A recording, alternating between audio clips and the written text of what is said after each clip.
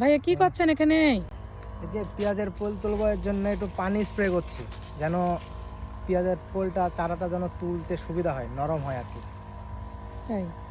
হ্যাঁ, তে এই চারাটা কবে চারছিলেন? চারছিলাম বিগত আপনার 35 থেকে 40 দিন হচ্ছে।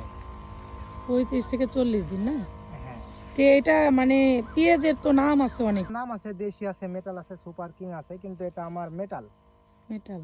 হ্যাঁ, তে পেঁয়াজের জাতটা মেটালই ভালো মনে হয় নাকি? হ্যাঁ, দেশির পরে মেটালটাই ভালো। এটা এটা আপনার, চাহিদা বেশি নাকি? হ্যাঁ, চাহিদা বেশি। তে কবে তুলবেন এই চারাগুলা? এগুলা আগামী কালকে তুলবো, তুলে পরশু দিন সোমবারের দিন জমিতে লাগানো হবে। ও তাহলে বিক্রয় করবেন না জমিতে লাগাবেন নাকি? হ্যাঁ, জমিতে লাগাবো। তে ভালো হয়েছে তো মাশাআল্লাহ। হ্যাঁ, আলহামদুলিল্লাহ ভালো হয়েছে। এই আপনার এটা জাতটা ভালো হয় আর কি। না মানে কৃষির মধ্যে কতদিন থেকে জড়িত?